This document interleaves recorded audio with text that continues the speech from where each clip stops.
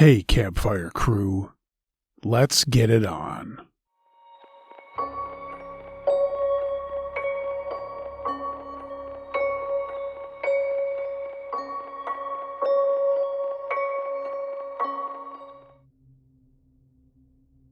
Man in the Woods by Expected Texas 52. Before I start this story, I want to give some context. I grew up in a town called Luther, Michigan, in the middle of the Manistee Forest. I'm talking about a population of 300 people. I lived with my grandpa at the time, and we lived in a small one-bedroom cabin he built deep in the woods. And to get to it, you needed to drive down a 2-mile two-track. So, needless to say, unless you knew who my grandpa was or my family, no random person was going to accidentally walk into our front yard out there. I must have been around 7 or 8. As I said, it was a small one-bedroom cabin, so my bedroom was actually the living room. We had this giant window looking out to the front area of the house. During the day, you could see the driveway, the shed, my grandpa's project cars and trucks, and various farm stuff we had. But at night, it got pitch black, like someone put a black blanket over the entire house. My bed was positioned right up against this window, so I'd be sleeping right next to the window. As I said, it was a small space, so I had a premium spot. I'd just curl up with my back against the window and fall asleep. I was a pretty heavy sleeper as a kid, so I would be out the whole night. On one night, after I said my prayers and got ready for bed, my grandpa tucked me in and sat by the fire to read his Bible. Most nights he'd read his Bible till I fell asleep, then go back in his room and go to sleep himself. This night was no different. He got in his chair, took out his Bible, and started to read, and I slowly fell asleep. I was asleep for maybe 3 or 4 hours when I woke up. My grandpa had fallen asleep in the chair, and my back was hurting, so I turned around to my other side, and my face was staring out the window. I was just about to close my eyes and go back to bed, when I swear I saw a silhouette of what looked like a man standing right outside the window. Now keep in mind, it was already pitch black out there, so that meant he would have had to been standing like inches from the glass. At first I thought I was seeing things, so I blinked a few times, but he was still there. I remember feeling super scared and I didn't move. Maybe I thought if I didn't move, whoever it was would think I was asleep and just leave. But the shadow didn't leave. And once my eyes adjusted, I could in fact make out a man with stubble standing practically right against the glass. But again, I didn't move. The man then knelt down where his face was, level with mine, and looked right at me. I fucking started to cry so bad I was shaking, and that woke up my grandpa. When my grandpa got out of his chair, the man took off into the woods, and my grandpa came over and started to rub my back and asked if I was okay, and asked what was wrong, and I told him what I saw. Now, I had a rough childhood, and if I ever lied to anyone, I got my ass beat, so he knew I wasn't making this up. My grandpa turned down the cabin lights, went into his room, and came out with a shotgun and went outside. He was out there for probably 10 minutes, but it felt like hours, and when he came back in, his face was spooked. My grandpa was a Green Beret in Vietnam. He didn't scare like that at all. But this time, he looked freaked out. He came over to me and said he'd stay up with me that night and even let me watch TV all night, which he never let me do.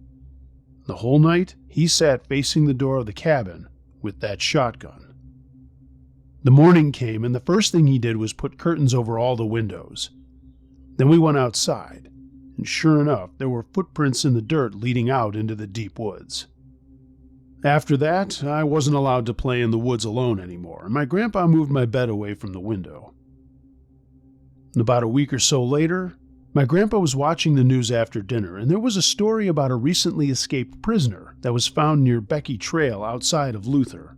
The two-track that led to my cabin was Becky Trail. The guy was hiding out in a hunting shack about a mile from where we lived. To this day, being alone in the woods at night scares the shit out of me.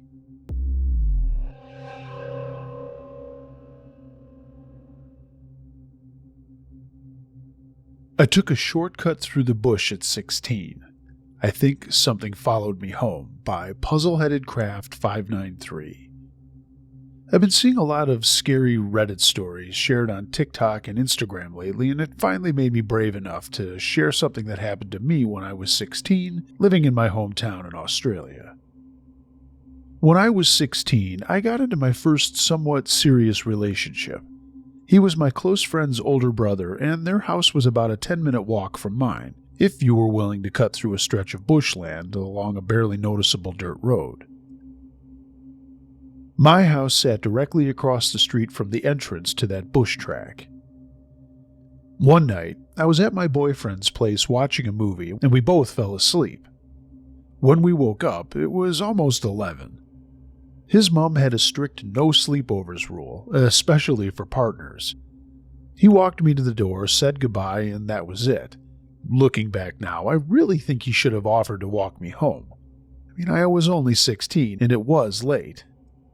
I started down the street toward the bushland entrance. Going the long way around through the streets would have taken over 20 minutes, while the bush track only took about 10. I'd used this shortcut plenty of times before, but usually during the day and rarely alone. It was a moonlit night, and I remember thinking the moon was unusually bright. Honestly, one of the most beautiful I'd ever seen. The light filtered through the trees, so the bush wasn't in total darkness, which made me feel a little bit better about not tripping.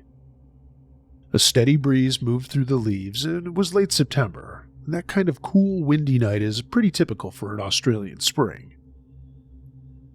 I was just over halfway down the dirt road when I noticed something strange. The breeze was still blowing, I could see the trees moving, but everything had gone completely silent. No insects, no rustling, no distant traffic, nothing. It was the kind of silence where you could hear a pin drop. I felt uneasy, but I kept walking. A few moments later, a heavy sinking feeling hit my gut so hard that I stopped dead in my tracks. I just stood there staring straight ahead when a sharp chill ran up my spine. It's hard to explain, but my body was screaming at me to run while my brain was telling me to turn around. To this day, I wish I had just run. But my curiosity got the better of me. Slowly, with my breathing getting heavier, I turned my head. Standing meters behind me on the path was a tall, thin, dark figure. It didn't look like a normal shadow. It had shape and presence. The only thing I could make out clearly, though, were its eyes, glowing and locked directly onto me. My body instantly went into full flight or fight mode. I turned and sprinted down the dirt road towards my house, and I wasn't thinking about anything except getting back to my street, somewhere visible, somewhere safer, somewhere human. I don't even remember my feet hitting the ground. It felt like I was flying. I jumped my back fence, rushed to my bedroom window, slid it open, and climbed inside. That was the first time I stopped running, and I turned to look behind me. There was nothing in the yard, nothing on the street, but I could still feel it. That horrible sensation of being watched, like when someone's stare lingers a little too long. I barely slept that night. I only drifted off when the sky started to lighten, and I thought that was the end of it. It wasn't. The bedroom I was in had originally been my older sister's. She'd moved to the front of the house for more space, and I took her old room. The window in that room never properly closed. I later found out it was because she used to sneak out at night and had damaged the latch so it could be opened from the outside, and that's how I got in so quickly that night. A few nights later, I was asleep when I suddenly felt the energy in the room change. I jolted awake instantly, like my body sensed something before my brain did. My window was slightly open, and I knew I had shut it. I was still shaken from the other night, and I had double-checked it before bed. I got up slowly, walked over, and pushed it closed without even looking outside. I didn't want to see anything. I just wanted to pretend it wasn't happening. After that, the nightmares started. I kept dreaming that my window was opening while I slept, and that someone or something was trying to get in. The dreams were so vivid and frequent that I could barely sleep at night. Eventually, I could only get proper rest during the day. After a couple of weeks, I was desperate. I came up with an idea. If the window could slide open from the outside, I'd jam it. I found a piece of wood the right size and wedged it along the window track so it physically couldn't move. I had my brother test it from outside, and it wouldn't budge. After that, the window never opened again. But I never walked through that bushland ever again either. Not alone. Not with friends. Not even in daylight. I didn't want to tempt anything. Over the years, I've only told this story to a handful of people. One of them was my best friend and his partner, who is Aboriginal. When I described the figure I saw, the look on his face genuinely scared me. He told me he believed I might have encountered a Mokoi. In some Yalnu beliefs from Arnhem Land, a Mokoi is a malevolent spirit associated with death, illness, and misfortune. It's said to lurk in dense bushland at night. They're known to be stealthy, fast, and often invisible, which made him say it was unusual that I saw it at all. He also said something that stayed with me ever since, that the darkness connected to a Mokoi can follow a person long after the encounter, if they manage to escape. The way he said "if" made my stomach drop. I'm 30 now. I live an hour away from my hometown with my partner and our 2 dogs. But every now and then, I still have that nightmare. I'm back in that bedroom. It's dark. The window starts to slide open and I hear the soft thud of wood hitting the frame as something tries to force its way inside. Even now, sometimes when I'm alone and it's dark, I feel that same shift in the air, that same heavy, watchful presence. I don't know if it's just my brain replaying old fear, or if something from that night in the bush is still trying to find a way in.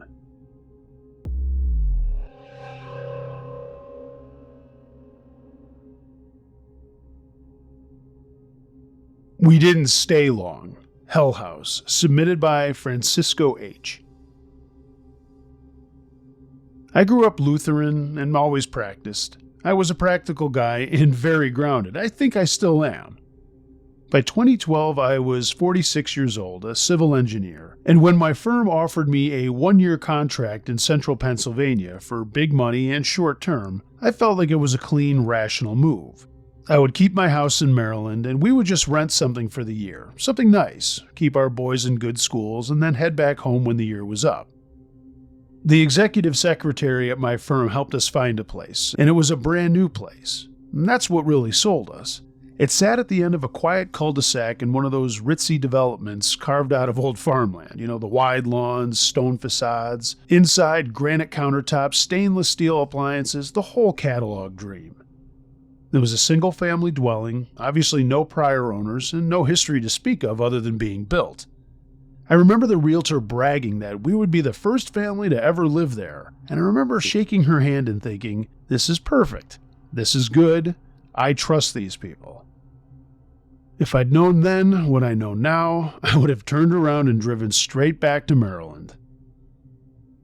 The first week we got there was the usual stuff after moving. Boxes to unpack, my 2 boys Ethan and Mark arguing over which bedroom was theirs, and my wife Claire arranging furniture and buying new stuff. Let's watch that credit card bill run. I was working long hours, often leaving before sunrise and coming home after dark, and then still working to unpack the house. And that's when the noises started. At first, things were kind of subtle. The soft thud upstairs when everyone was downstairs, doors opening that I swore I had closed, and even Claire mentioned hearing footsteps in the hallway late at night, but I brushed it off. New house sounds, I told her. Temperature changes, settling, HVAC system, could be anything, but certainly nothing to worry about. Then, one evening, my family had gone out to dinner as I was running late from work. I got home and was eating a sandwich standing in the kitchen while on the phone with my boss reviewing some blueprints when something clattered behind me. A cabinet door slammed shut so hard the dishes inside were rattling. I spun around, heart hammering, my boss asking what was wrong, and I told him something strange just happened but didn't give him any details. As he was talking to me, I noticed nothing else was moving, and I also noticed there were no breezes in there. There was no explanation for why that cabinet door had slammed shut like that. Over the next few days, things started to escalate. Lights started to flick on and off, and my boys complained their phones were being knocked off desks. Ethan woke up one morning with scratches on his forearm, 3 red lines, and his brother said, probably the cat, to be a pain in the ass. We didn't own a cat, but we couldn't account for those 3 scratches on his arm.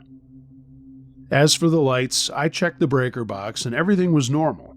My wife even called the power company and they said that we weren't having any issues in our area and couldn't explain why lights were going on and off, but they would send someone to look. The worst part of all this, though, was the timing. Activity always seemed to spike when I wasn't home after that first cabinet incident. Doors were now slamming all throughout the afternoon, the lights were continuing to flick on and off, plates were still rattling in the kitchen cabinets, and obviously Claire was growing jumpy. At first she was dealing with it, but now, she admitted when I wasn't home, she would often sit in the car after grocery trips, having to work up the nerve to go back inside. My boys had made friends with some other kids in the cul-de-sac and always wanted to be out of the house. In Maryland, PlayStation was a huge thing and everyone always came over to our house to play. But now my boys found solace outside of the house. At first, again, I laughed it off. But now, laughing wasn't coming easy. My family was really hurting. Then, a breaking point came one night in October. We were all at home watching television together as a family, when a sound like a gunshot echoed throughout the house. Claire screamed, the boys yelled, and upstairs, every single dresser drawer in our master bedroom had been pulled open and dumped onto the hardwood floor. Clothes, jewelry, everything. Smashed glass from a mirror that had fallen. It was a frigging mess. The only thing that was still sitting on my wife's dresser was our wedding picture with a crack down the middle of the glass. We got to cleaning it up, and I'm not going to lie, that night, I don't think any of us slept. I called the property manager the next day. He insisted the house was tip-top and clean. It had been inspected, absolutely no problems. Obviously, there had been no previous tenants, so there were no reported issues. He said he would meet me the next morning with his maintenance man, and I made the arrangements that I'd be a little late to work so I could be with them to go through the house. Well, the inspection came. The maintenance man didn't find anything abnormal, and quite frankly, as I walked through the house with the two of them, I didn't see anything either. Yeah, by the way, nothing happened while they were there. Then the property manager suggested stress. Yeah, maybe, but I didn't like the way he said it. He kind of insinuated like we were the problem. So, on things went. It quieted down for about a week, but then came raging right back. The same kind of activities. Desperate for answers, my wife did something that I still regret, and I blame myself for not being there to stop her before she did it. She had searched online and found a local paranormal investigating group, middle-aged men and women with EMF meters and matching t-shirts, the whole nine. While they did seem professional enough and kept reassuring us that they were skeptical, I reluctantly agreed to let them come over.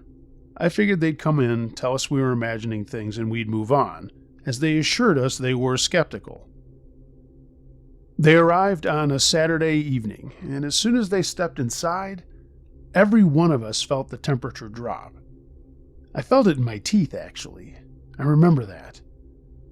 One of them, I suppose one of the leaders, was a woman named Denise, and she stopped dead in the foyer of our house and said, "Oh, this place is active."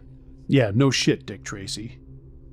They set up cameras, recorders, and sensors, and I got this strange sense that the house didn't like that. I mean, there was an actual feeling in my house. It just was really, really off, more off than normal. Within an hour of them being there, the doors started slamming violently. We were all standing in our family room when all of us saw a chair slide across the dining room floor on its own and crash into a wall. And one of the investigators came out of the basement with a digital recorder playing back what he said was a voice whispering a name. My name. The investigation went on, and when they were wrapping up, we all met back in the dining room. No one sat on the chair that had flown into the wall. I just left it over there on its own. Denise and her husband Randy kept saying the word poltergeist over and over, like it explained anything, like I even knew what the hell a poltergeist was. She said she didn't get the feeling that it was tied to the land, but some emotional energy in the house. My boys being adolescents, the stress of moving in my job, the transition, all of that stuff. My boys weren't there to hear all of this. They were staying the night at a friend's house. But Claire was sobbing. Part of me realized that these guys were making it worse, but we still needed answers. They suggested doing a cleansing, and to get them to do their thing, hopefully change things in the house and get out, I allowed it. That's when that feeling of offness in the house turned hostile. As they were walking room to room burning some bundle of sticks I believe now is sage, and saying some kind of prayers, we heard popping in the basement. All of the basement lights were exploding, and glass from the bulbs had rained down onto the floor. A heavy toolbox in my work area had launched itself off a shelf and slammed into a wall, just inches from one of the guys as he walked by. As they made their way upstairs and came back down, one of the investigators said he was shoved so hard he slid down our front stairs. That's when Denise told everyone to leave. They packed up their stuff as quickly as they could, and this was the strange part at this point. There wasn't a sound in the house. Nothing. It was dead silent as they cleaned up. Then, as they were standing on our front porch saying goodbye and that they would get back to us with more evidence and suggestions, I felt that pressure in the house again. It felt like a rage or something rushing up behind me. Our front door slammed shut on its own on these people, right in their faces, and the door locked. For a quick second, I was certain my wife and I were going to die in that house that night. But then, as suddenly as all these weird things happened, they stopped. For the night. A week later, after everything had settled down, and we thought things were getting back to normal, the activity became relentless. Now objects were being thrown around daily. All of our beds were shaking at night as we tried to sleep, and Ethan even claimed something was sitting on his chest at night, whispering that we didn't belong there. My other son, Mark, and this is what bothered me the most, stopped talking altogether. No, he's not autistic, and no, he doesn't have any other health issues. He just stopped talking. Finally, we called the church. We had joined a small congregation when we first moved there.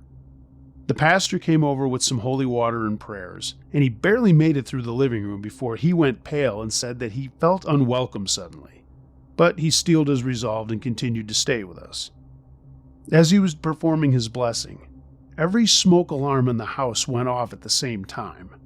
A crucifix he had placed on our mantel shot off the side of it and fell onto the floor. He looked at us and said we all should pray together, and that's what we did. When the prayer was over, he stood up and looked at us deeply with a sorrowful look on his face. He said some things were beyond his authority, but he would look for more help. And that's the moment I finally broke. I've been trying to be the strong one, the rational one. But standing there in that house, watching my family unravel, I felt something watching me from the front stairs. I didn't believe in ghosts. I didn't think I saw a ghost. I just knew there was something there. We decided to move that night. After making that decision, nothing happened for the rest of the night. We woke up in the morning, and with no warning, no ceremony, we packed up everything that we could. I was going to return with a friend and some movers to get the rest of our stuff. I didn't care if we were leaving furniture behind or anything like that. I just didn't care. It took us the better part of the day to load up a U-Haul in our vehicles. And as we were pulling out in the early evening, my son pointed up to the house and said, "Dad." I looked up, and every light in the house was on and began flickering on and off. Then I thought I heard something banging on a window upstairs as if something inside was trying to get out. I just put my Jeep into reverse, and we got the hell out of there. My friend driving the U-Haul was behind us. I called work and told them what was going on and that I would continue to work on the contract but had to make different arrangements for me to have a hotel while my family went back home to Maryland. My boss was a great guy and he totally understood and said that was fine. The property manager? Not so cool with us. He threatened to sue us for breaking the lease, but after a week of angry phone calls back and forth, he suddenly dropped it without explanation. I did some digging, and I found that the house was again listed for rent, still new, still pristine, listed in the description. Obviously, it's been many years since we've been at that place, and nothing has ever happened at our home in Maryland, and I'm very thankful for that. Every once in a while, though, I'll search that address online of that house in central PA. It's been sold 3 times since. No reviews, and no photos from the inside. Sometimes I still dream about it, as I'm sure my family does too.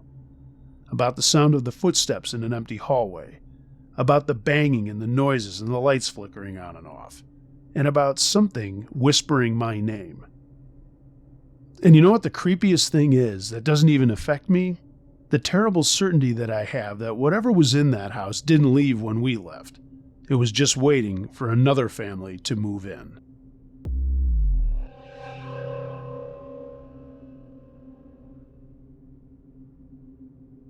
I was stalked for months by Silver Control. I honestly never thought I would be writing something like this, but I need to get it off my chest.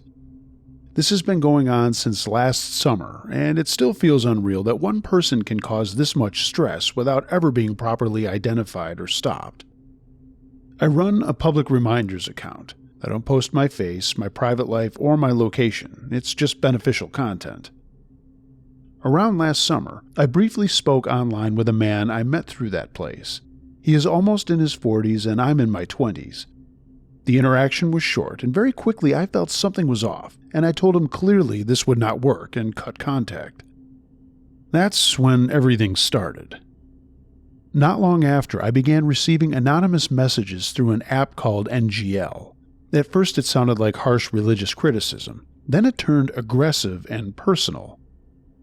He called me and my mother bitches. He sent messages saying things like time is long and that he is coming after me. The tone was hostile and weird. He started using heavy religious arguments to accuse me of misguidance and corruption. I didn't respond.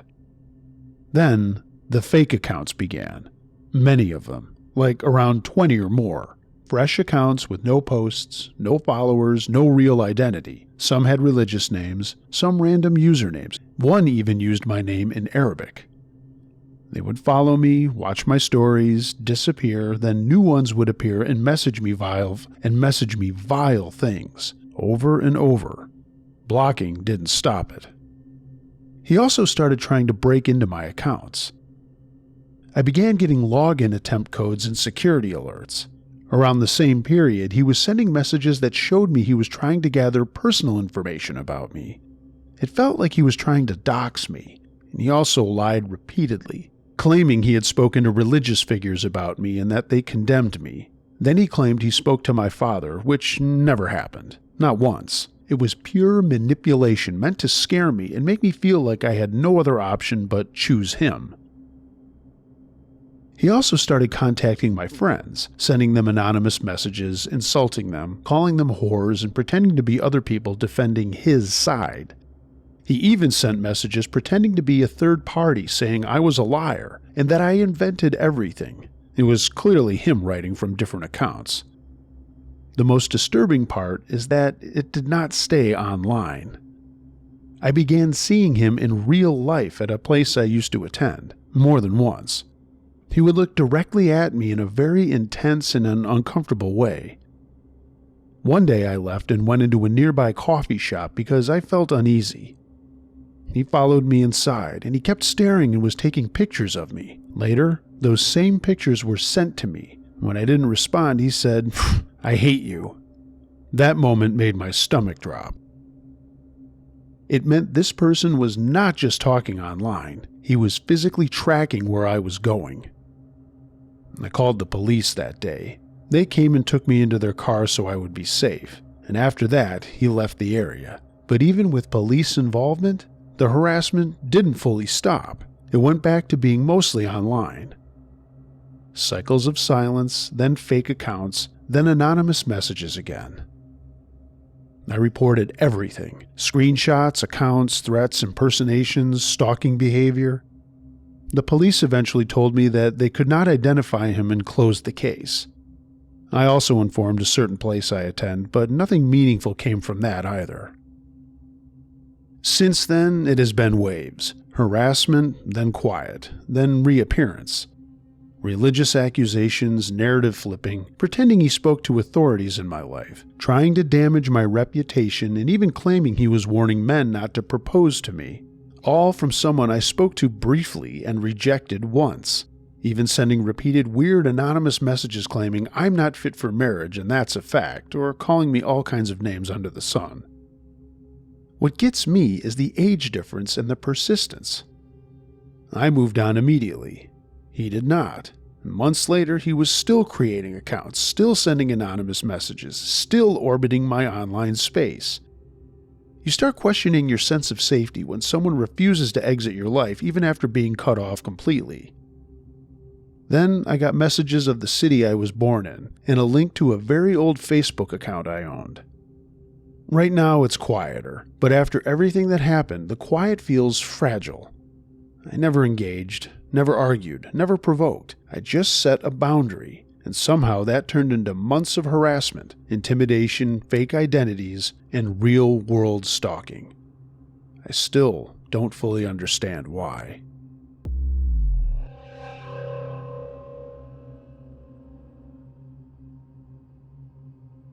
Who is Out There With Me? Submitted by Jonas and the Aquanauts.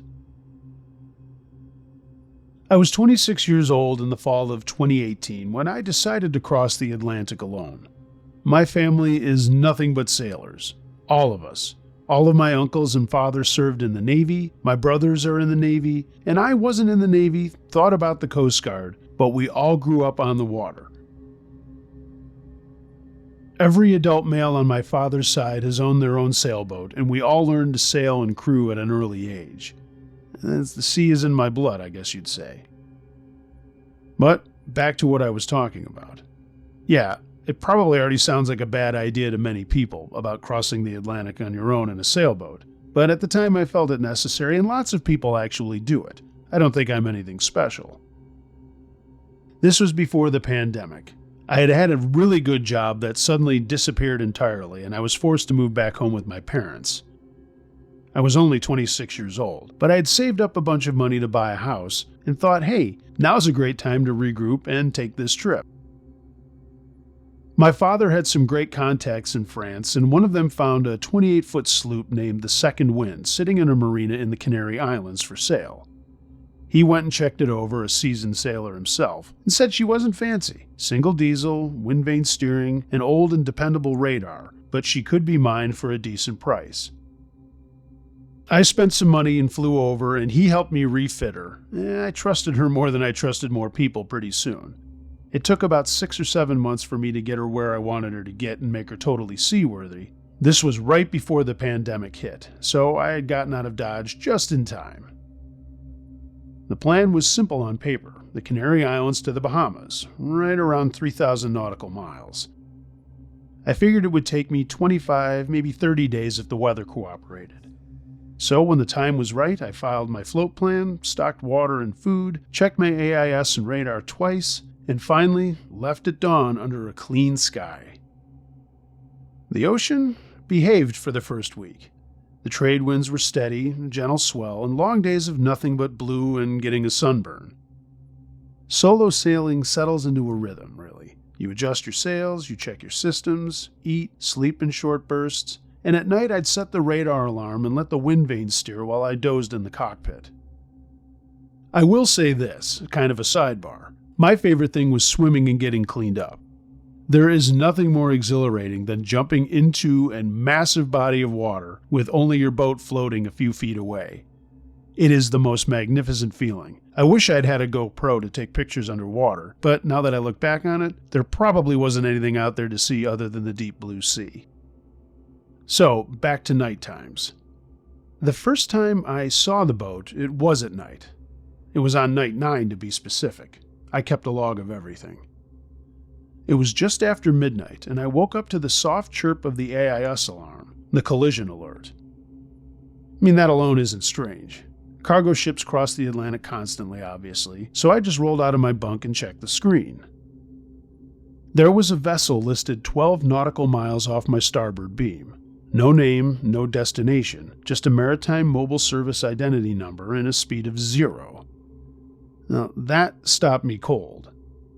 Ships, no matter what the size, don't stop in the middle of the Atlantic, not without a good reason. I checked my little radar, and same thing. A return, faint but steady, matching the AIS position exactly. So I went outside with some binoculars. I scanned the horizon. There was nothing out there. No running lights, no glow of anything, just black water and the stars. I sat out there looking around for about an hour, and the distance of this vessel never changed. 12 miles. Always 12 miles. Eventually, I told myself it was a glitch, bad AIS data, maybe even a weather buoy misidentified. So I shut the alarm off and then went back to grab some sleep, though I dreamed of engines idling in the dark. In the morning, the contact was gone. And daylight brought some confidence back to me. Clear horizon and an empty sea in every direction with no ships, no debris, nothing.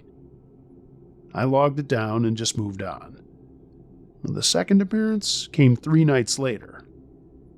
Same thing, same distance, 12 miles away in the dark. Same dead stop speed. My radar showed a weak echo again, like something trying not to be seen. And this time I didn't just do nothing. I altered course 10 degrees south, and this is what fucked me up. The contact adjusted with me. I remember standing in my cockpit, bare feet braced against the deck, feeling like an idiot and afraid at the same time. You know, when you're out there by yourself, nothing cares about paranoia. But something in my gut told me this wasn't a simple electronics issue. But by daybreak, the vessel, according to the AIS, was gone. Around day 14, the weather turned. A low-pressure system had rolled in faster than forecasted, and wind jumped from 15 knots to 35 in under an hour.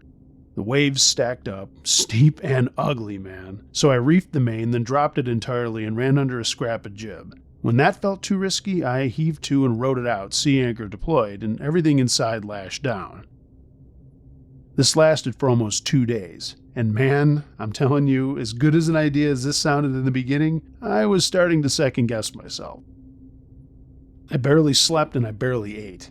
My little second wind was slamming and groaning around like a living thing, and lots of water did get in through the deck fittings, so I spent a lot of time hand-pumping the bilge every few hours. My fingers were getting raw, the salt was crusting my skin, and at one point a huge wave knocked me flat in the cockpit and I banked my head pretty good. For a second, I was completely disoriented and thought maybe I was going overboard. Yeah, by the way, even though I was checking radar and the AIS, I didn't see the mystery vessel at all during the storm. And that bothered me more than if I had. So, one night I did finally manage to catch some sleep as the seas were easing up, and by morning I went outside to the sun. That's when I spotted the suitcase. It was floating upright and probably intact. A black hard-shell roller style suitcase drifting slowly past my bow. I circled around and snagged it with my boat hook, and it was heavy, too heavy to be empty. Inside were neatly folded clothes, men's jeans, shirts, underwear, all of it dry still. It was a hell of a suitcase. Beneath the clothes was a sealed plastic bag containing a small water-stained journal. And the first page read, "If someone finds this, I'm already gone." I read through the entries. They were dated a couple of months earlier. It was a guy writing about his depression and isolation and the feeling of being watched at land and at sea. He wrote about sailing alone and finally set off on the same journey I was taking. And this is where it took a turn that creeped me out like you wouldn't believe. He was writing about a boat that appeared on his instruments at night and disappeared by morning. He believed it was following him. The last entry was the shortest. It said, "I'm tired of running. Tonight I'll stop. Maybe then it will leave me alone." There were no coordinates. There was no name in the book. There was no identification of anything in the suitcase. Not thinking straight, I probably should have saved it. I threw the suitcase back overboard, but I kept the journal. And that night, my contact there out in the darkness returned, 12 miles away. This time I tried something different. I hailed it on the VHF. Unidentified vessel at position X. I read the coordinates aloud. This is sailing vessel second wind. Do you copy? Nothing. I tried again and again. The radio stayed silent, but my radar showed the echo brighten slightly as if acknowledging me. I stayed awake the entire time, having some snacks and sitting in the cockpit with a headlamp off, just listening to the water slide past the hull, watching a thing I could not see follow me cross an ocean. My journey went on. Every night, that vessel showed up 12 miles away. By day 27, land birds appeared, tiny flashes of life out in that emptiness, and I was excited. I didn't see land before I knew it was there. Relief crept in slowly, cautiously, and I didn't want to jinx anything.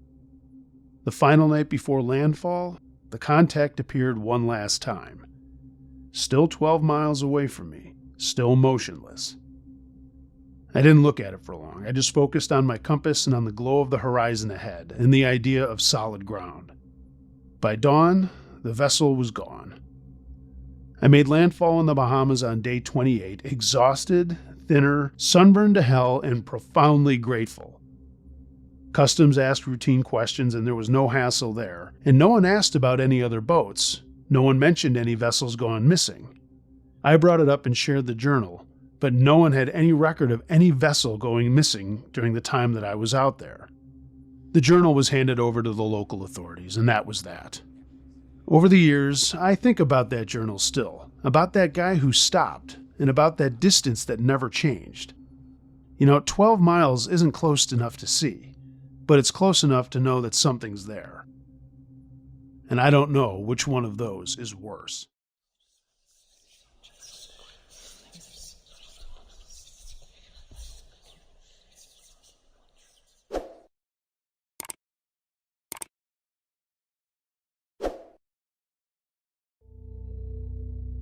Hey gang, thanks for listening to this episode.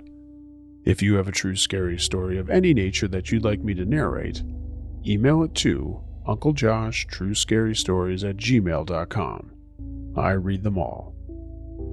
If you're catching this on YouTube and you like what you heard and saw, why not give the video a thumbs up, share it with a friend, leave a comment. I'd love to know what you thought of the stories. It's all free and it all helps out with the algorithms, so I appreciate it. Follow me on social media, and if you'd like to take your support a step further, find a link to my Patreon page in the description, and consider getting some Uncle Josh and Campfire Crew merchandise. A link to my TeePublic storefront is also in the description. Everyone, be excellent to each other, and until next time, be wary of things that go bump in the night.